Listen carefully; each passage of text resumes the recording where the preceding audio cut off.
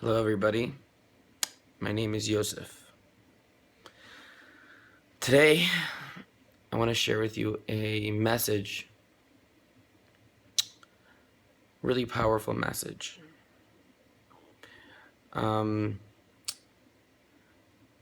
there are really two types of people I think that for now, we can classify. We have the really doing people, the eyes, passionate, getting things done, moving. And then we have like the gentler people who are doing things. They're getting things done. They can be very accomplished too. Now, the difference between these two types of people is kind of what unconsciously, subconsciously goes on in their brains. So, just like if you were a surgeon in an army, or you were a father, a mother, a parent, and you wanted to encourage somebody to do something. So, there's two ways you can do it. Way number one is strong encouragement, powerful encouragement. Way number two is with gentleness. Now, the difference between these two ways can kind of be seen like the gunpowder or a bullet, or the bullet in a gun. The stronger, the more gunpowder, the stronger the mechanism in the gun, the stronger the bullet, the more it's going to encourage a person to do whatever task you want them to do. So let's take an example. You tell somebody, if you don't get a good grade on your test, you're going to miss out on basketball practice. You're going to lose those tickets we got you. So you're putting a very strong, let's call it a bullet, behind the gun. And that could really encourage somebody to do something. What that does is it creates that encouraging pressure in the person's brain to get them to do whatever you want them to do. And that's one way to get something. Another way to get someone to do it is to explain to them why they would want to do it. In other words, instead of putting a pressure, what you would do is you would say, don't you want to feel good? Don't you want to get a good grade? Don't you want to feel accomplished? Just kind of ask them the question, what can I do to encourage you? And you're not really putting a pressure, you're really sparking an inner motivation. Okay, so those are the two ways. Very often people that have, before we get there, okay. The strongest bullet that I believe you could put behind the pressured voice or the pressured parenting is something that's invisible. It's not tangible. It's called shame. It's that feeling that if you don't do it, you're not going to be good enough. We're not going to, I don't say it, not going to love you. You're not going to make it. Come on, do it. You need to do it. And that will get people to do things short term. But eventually what that will do is that will create the fight or flight mode, that intense mode that people get when they're nervous, just not to protect themselves from danger of a physical threat, but to protect them of the danger of an ego threat. Like they want to feel they better have to be accomplished. Okay. Now, that might get goals done, but what that will do though is it will constantly be telling a person That you're not good enough if you don't do that. You're not good enough if you don't get a good enough grade. You're not good enough if you don't accomplish. It's really putting their sense of self on all tasks. And it's a horrible pressure to have in your head. People that have that usually aren't going to be happy. They may have instant moments of happiness when they met that goal, and now their ego, the shame is gone, and their ego is met. But it's just until the next pressure. And it's not always going to sound like you are not good enough if you don't do that. Sometimes it might just be this automatic pushing you to do something, getting you to get it done. And it's hard to tell because you could also have that in a healthy way. There could be very healthy encouragement. But if someone doesn't have that healthy encouragement and they have the shame as the bullet behind the gun, so what it's really going to do is it's going to cause them to be in a constant state of panic and shame if they don't meet the standards. And it's going to make their life to be very pressured. So instead of living life, they're going to be being chased through life. So you have a kid who comes home and he got a bad grade on the test, and the parent wants to encourage them to get a better grade.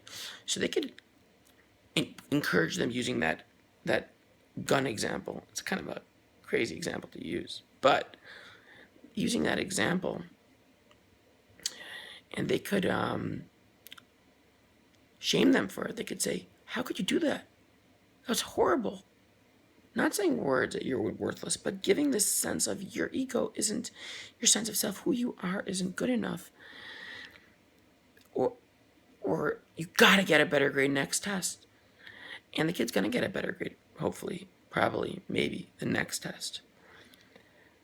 But what you're doing is you're basically creating this powerful current inside of them that basically says that tasks have the shame bullet behind it. If you don't meet the task, you're not going to be good. Now imagine if the father or the mother would say to the child, "I'm sorry you got a bad grade. That probably doesn't feel so good. Probably don't feel great. You failed. Is there anything that we could do to help you get a better grade?" We're not here to put the pressure. We're not here to put your ego on the line. We're here to help you get a better grade. And it's those people that walk around that have a little bit more of a peacefulness about them when they're doing things.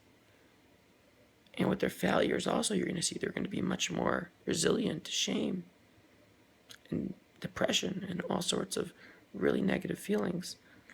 So when they're doing a task, it's like, oh my gosh, how can I do this? They're not in fight or flight. They're not being chased. What they're merely doing is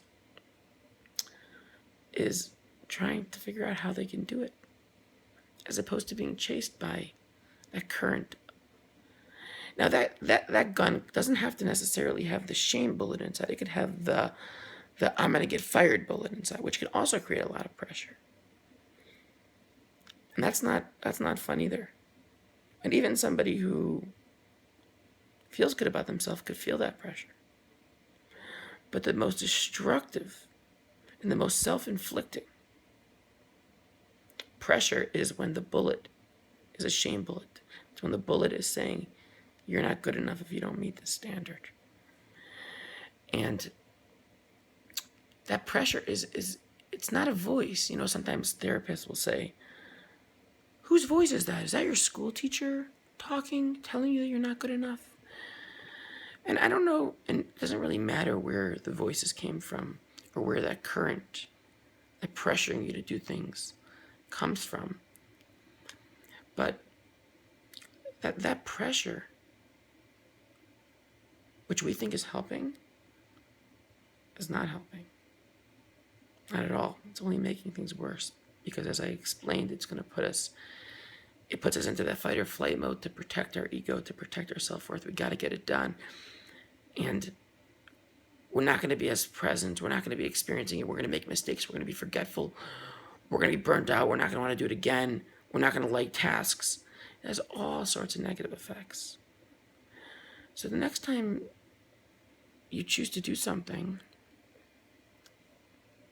and you feel that pressure, look at it and imagine that it's this powerful force telling you that you're worthless on the line, and say, stop.